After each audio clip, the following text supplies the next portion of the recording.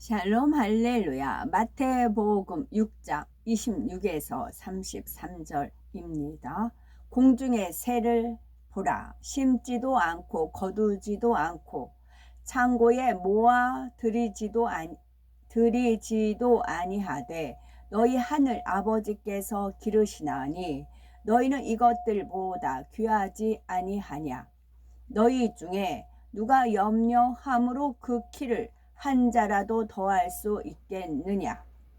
또 너희가 어찌 의복을 위하여 염려하느냐. 들의 백합화가 어떻게 자라는가 생각하여 보라. 수고도 아니하고 길쌈도 아니하느니라. 그러나 내가 너에게 말하노니 솔로몬의 모든 영광으로도 입은 것이 이 꽃 하나만 갖지 못하였느니라. 오늘 있다가 내일 아궁이에 던져지는 들풀도 하나님께서 이렇게 입히시거든 하물며 너희일까 보냐. 믿음이 작은 자들아. 그러므로 염려하여 이르기를 무엇을 먹을까 무엇을 마실까 무엇을 입을까 하지 말라. 이는 다 이방인들이 구하는 것이라. 너희 하늘 아버지께서 이 모든 것이 너희에게 있어야 할 줄을 아시느니라. 그런즉 너희는 먼저 그의 나라와 그의 의를 구하라. 그리하면 이 모든 것을 너희에게 더하시리라. 그러므로 내일 일을 위하여 염려하지 말라. 내일 일은 내일이 염려할 것이요 한날의 괴로움은 그날의 족하니라. 염려는 염증과 비슷하다라고 하나님께서 알려주셨습니다. 전도서 1장 2절 전도자가 이르되 헛되고 헛되며 헛되고 헛되니 모든 것이 헛되도다. 이거를 체험한 분들은 이 말에 공감을 하지요. 체험을 통해서 상대성을 통해서 아는 겁니다. 왜 헛된지 무엇이 참된지 상대성을 통해서 상대성을 공부함으로 알 수가 있는 것이지요. 제목은 들풀도 입히시거든입니다. 이 세상에서 아무 염려 근심 걱정 없이 살아가는 사람은 많지 않습니다. 재물이 많고 아무 부족할 것이 없어 보이는 사람도 질병이나 가족 간의 문제 등 이런저런 근심이 있기 때문이지요. 그러나 하나님을 믿는 사람은 아무 근심 걱정 없는 사람은 따분해요. 본인이 무료하고 따분하고 그래서 재미있는 것을 찾는 겁니다. 죄 지을 일을 찾는 것이죠. 무료하고 따분하기 때문에 심심하기 때문에.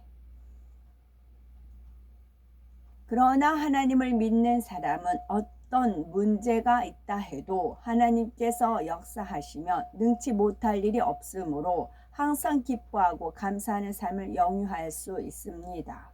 그러면 우리가 추구해야 할 진정 가치 있는 삶은 무엇이며 그것을 얻을 수 있는 방법은 무엇일까요? 오늘이 19일인데요. 1월 1일부터 오늘 19일까지 어제 그런 은혜를 주셨어요. 하루하루 삶이 보람 있지 않더냐? 보람 없는 날이 있었더냐? 주님께서 물어보셨어요. 정말 그랬어요. 1월 1일부터 오늘까지, 오늘 앞으로 오후에 있을 일까지 보람 있게 그날 최선을 다해서 정말 집에서도 시간을 쪼개면서 살거든요. 지금 이거 해야 돼. 다음에 이거. 그래서 잠도 아주 달게 자고 달게 가뿐하게 자고 눈 뜨자마자 하루가 하나님의 인도하심에 따라 주님께서 이끄시는 대로 살아요. 그래서 하루하루가 지금까지 아주 하루하루가 보람 있게 살고 있습니다. 그래서 신초에 마음 먹은 거 작심삼일하지 마시고 다시 무너졌다는, 다시 시작하시라는 의미로 말씀드립니다. 어제 주님께서 그러셨어요. 하루하루가 어떠하더냐, 보람된 하루하루가 아니었더냐, 이제 그러셨어요. 맞아요. 주님이 이끄시는 대로, 주님이 시키는 대로, 주님이 리더하시는 대로 따라갔거든요.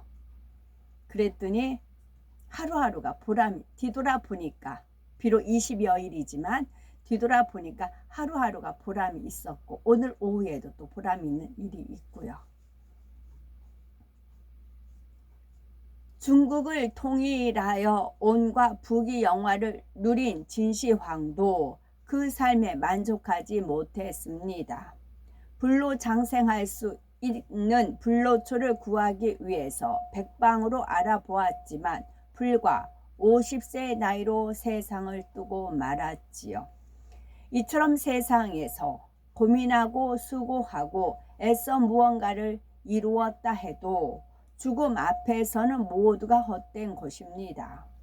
예수님께서는 목숨을 위하여 무엇을 먹을까, 무엇을 마실까, 몸을 위하여 무엇을 입을까 염려하지 말라 하시며, 누가 염려함으로 그 길을 한자나 더할 수 있느냐 말씀하셨지요. 만일 염려해서 질병을 치료받을 수 있고 응답과 축복을 받을 수 있다면 더 많이 해야 할 것입니다. 그러나 염려하면 할수록 몸과 마음이 상할 뿐이지요. 얼마나 많은 사람이 이 세상의 부귀와 권세, 재물과 건강을 위해 근심하며 걱정하며 살아갑니까? 주님께서는 모든 사람이 구원받아 하나님의 자녀된 축복을 누리며 평안과 기쁨 가운데 살아가기를 원하십니다. 그러면 왜 사람들은 염려하며 질병으로 고통당하고 결국은 죽음을 맞이하는 것일까요? 창세기 3장 17절에 보면 아담과 하와가 선악과를 먹는 불순종의 죄를 범한 후 하나님의 저주가 임한 것을 알 수 있지요. 하나님께서 아담에게 내가 너더러 먹지 말라 한 나무 실과를 먹었은즉 땅은 너로 인하여 저주를 받고 너는 종신토록 수고하여야 그 소산을 먹으리라. 땅이 네게 가시덤불과 엉겅퀴를 낼 것이라. 너의 먹을 것은 밭의 채소인즉 네가 얼굴에 땀이 흘러야 식물을 먹고 필경은 흙으로 돌아가리니 하셨습니다. 땅은 우리 각자 마음이라고 했어요. 우리 마음이 저주를 받은 거예요. 근데 우리는 이제 마음이 축복을 받고, 그래서 가시덤불과 엉겅퀴가 있다고요. 우리 각자 마음밭에 가시덤불과 엉겅퀴가 있어요. 불순종으로 인해서. 근데 순종함으로 인해서 가시덤불과 엉겅퀴를 다, 그러니까 가시덤불, 가시예요, 가시. 그리고 엉겅퀴, 엉켜 있어요. 이거를 다 뽑아내야 돼요. 하나님의 말씀으로, 불같은 기도로 이걸 다 캐내야 돼요. 그랬을 때 우리 아주 속마음에 우리 영이 이제 살아나서 옥토가 돼서 하나님 말씀을 그대로 잉태해서 이제 아름다운 출산을 해야 되는 겁니다. 행함의 출산을 해야 되는 것이에요. 그리하여 사람은 땀 흘려 일해야만 먹고 살 수 있게 되었으며 누구나 질병이나 죽음을 피할 수 없게 된 것입니다. 그러나 예수 그리스도를 영접하여 죄사함을 받고 하나님의 말씀대로 살아가는 하나님의 자녀는 어떻습니까? 진시황과 같이 모든 것을 가진 듯한 사람이라도 죽음을 피할 수 없었지만 하나님의 자녀는 영원한 생명을 얻게 되었습니다. 눈물, 슬픔, 고통, 질병, 사망이 없는 아름다운 천국에서 영생 복락을 누리며 살아가는 것이지요. 솔로몬은 모든 부귀 영화를 누린 왕입니다. 금이 넘쳐나고 은은 돌같이 여길 정도였으며 고급 목재인 백향목도 평지의 뽕나무같이 허다하였지요. 솔로몬의 지혜를 듣고자 예물을 가져오고 주변 국가에서 조공을 바쳤으니 그 권력과 명성은 어마어마했습니다. 이런 부귀영화를 누린 솔로몬도 그 입은 옷이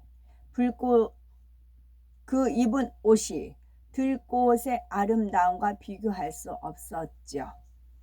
마태복음 6장 29절에 솔로몬의 모든 영광으로도 입은 꽃 하나만 갖지 못하였느니라 말씀합니다.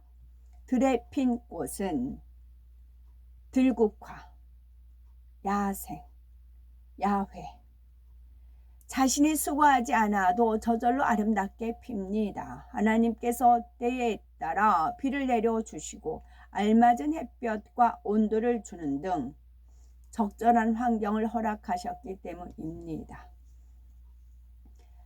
전에 헤브라님께서 그 한마디가 저는 엄청 교훈이 됐어요. 그래서 많은 것에 적용이 되는 부분이 뭐냐면 솔로몬이 그 모든 걸 다 누렸잖아요. 그랬기 때문에 솔로몬의 그 잠언서가 나올 수 있고 아가서가 나올 수 있었고 전도서가 나올 수 있었대요. 솔로몬이 모든 것을 누려서 헛된 그런 고백을 할 수 있었던 그 모든 것을 누렸기 때문에 솔로몬이라는 그런 인물이 있었기 때문에 잠언이라는 그것이 나올 수 있고 아가서가 나올 수 있었고 전도서가 나올 수가 있었대요. 그것을 누려봤기 때문에 우리 또한 마찬가지, 우리 삶 또한 크든 작든 평범하든 특별하든 어떤 분야에 있든 그 분야에 있었기 때문에 그 분야에 해당하는 그런 작품이 나오는 겁니다. 저 같은 경우도 이제 파출부 또 부잣집에서 입주 가사도미 그런 삶을 살았기 때문에 거기서 배운 교훈이 있어요. 거기서 배운 공부가 있어요. 그것이 저의 자산이 됐어요. 누구도 뺏어갈 수 없는 자산이 됐어요. 그것은 내 혼자 욕심, 돈을 벌기 위해서가 아니었죠.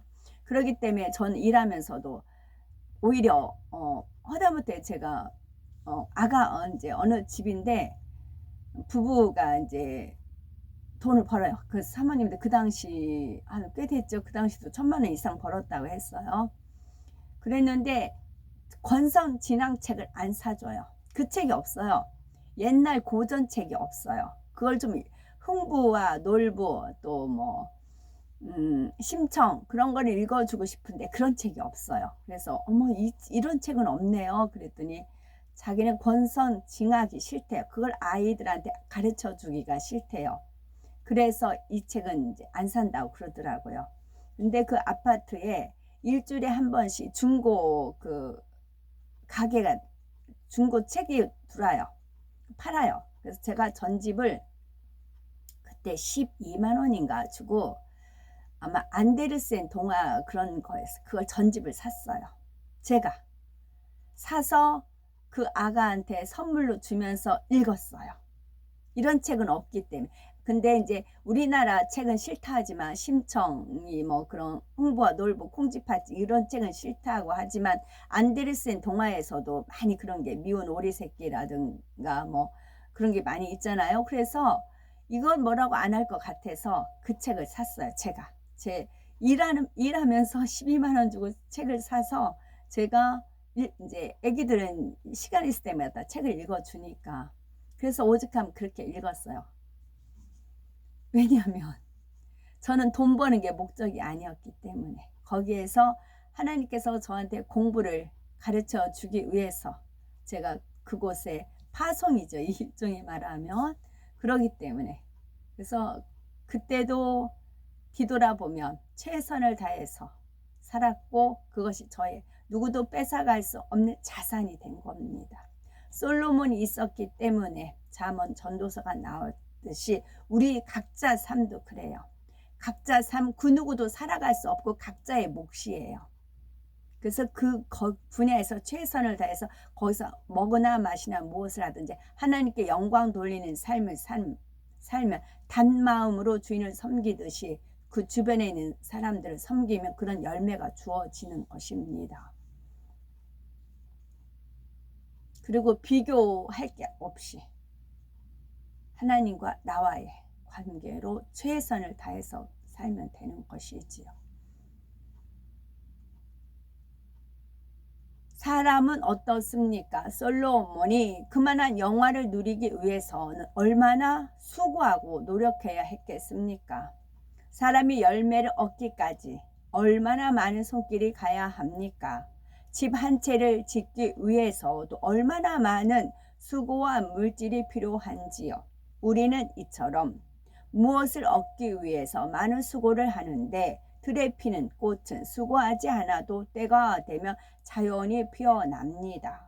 그러니 솔로몬의 모든 영광으로도 입은 것이 이 꽃 하나만 갖지 못하다 하신 것이지요.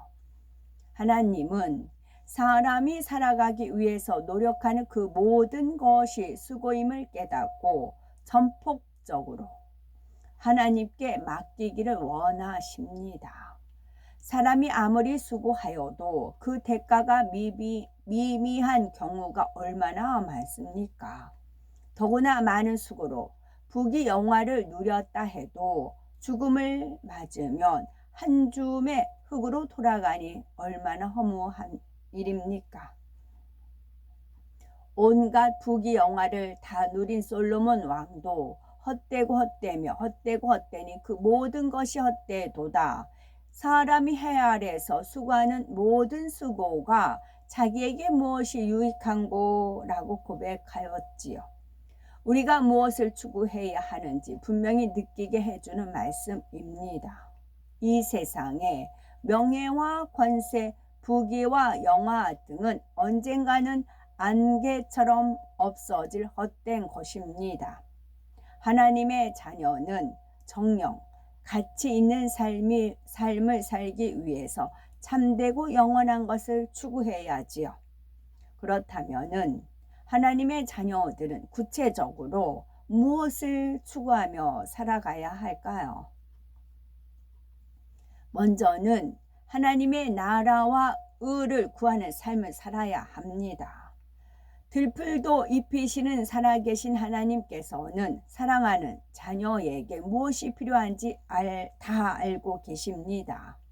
그래서 마태복음 6장 3절에 너희는 먼저 그의 나라와 그의 의를 구하라. 그리하면 이 모든 것을 너희에게 더하시리라 하셨지요.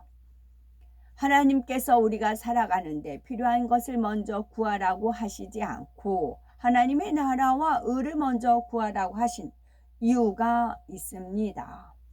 바로 헛되지 않은 삶을 살며 영원한 복락을 누리려면 그의 나라와 의를 구해야 하기 때문이지요. 그의 나라, 곧 하나님의 나라를 구하라는 것은 영혼을 구하라는 것입니다. 영혼을 구원하라는 의미입니다. 하나님을 믿지 않는 사람들에게 복음을 전하여 영혼을 구원하는 것이 하나님의 나라를 이루는 것이지요. 부활하신 주님께서 승천하시기 전에 마지막으로 제자들에게 부탁하신 것도 바로 하나님의 나라를 이루는 것이었습니다. 사도행전 1장 8절에 오직 성령이 너희에게 임하시면 너희가 권능을 받고 예루살렘과 온 유대와 사마리아와 땅끝까지 이르러 내 증인이 되리라 말씀하셨지요. 이는 주님의 증인이 되어 내 부모, 형제, 일가 친척에게 전도해야 할 뿐만 아니라 직장이나 일터, 사업터에서도 복음을 전하며 나라와 민족, 세계 복음화를 위해서 불같이 기도해야 할 것을 알려주시는 말씀입니다. 이처럼 우리가 때를 얻든지 못 얻든지 영혼을 구원할 때 하나님께서 기뻐하시며 의식주 문제는 물론이요 우리에게 필요한 것을 부족함이 없도록 채워주십니다.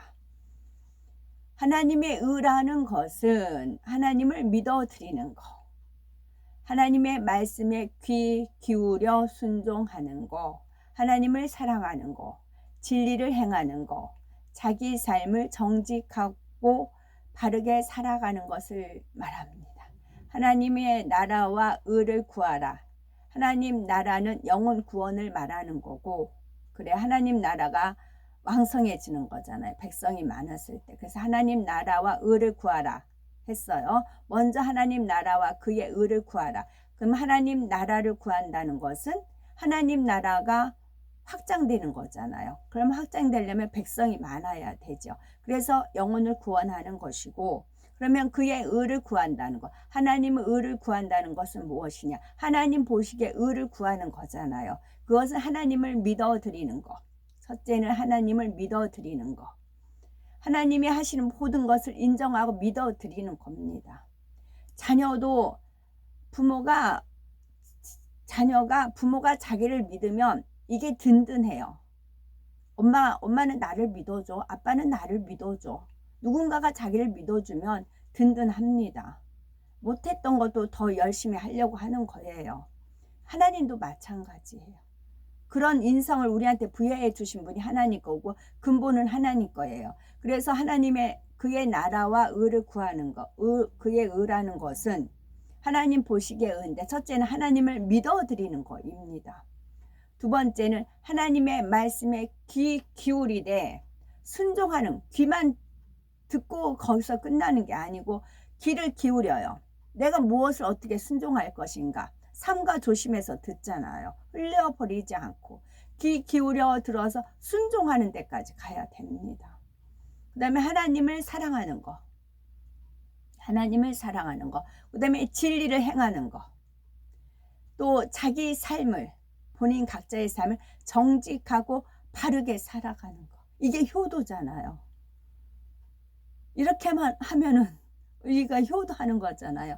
효도하면 하나님 가까이 가서 천국에서 사는 거잖아요. 하나님을 믿어드리고 하나님 말씀에 귀 기울여 순종하고 하나님을 사랑하고 진리를 행하고 자기 삶을 정직하게 바르게 살아가는 것. 따라서 하나님의 의를 구하라는 것은 영혼이 잘 되기 위해서, 즉 하나님의 말씀대로 행하는 의로운 사람이 되기 위해서 기도하라는 뜻입니다. 예수 그리스도를 영접하여 하나님의 자녀가 되면 성령을 선물로 받아 하나님의 말씀을 듣고 깨우칩니다. 죄와 의와 심판에 대하여 알게 되고 성령의 인도에 따라 하나님 말씀대로 지켜 행하는 사람이 됩니다. 이렇게 어둠에서 나와 하나님의 거룩하심을 닮아가는 것, 성령의 소욕을 쫓아 진리대로 행하며 성결되는 것이 곧 하나님의 의를 이루는 것입니다. 하나님의 의를 구하는 사람에게는 영혼이 잘됨 같이 범사가 잘되고 강건한 축복이 임하지요.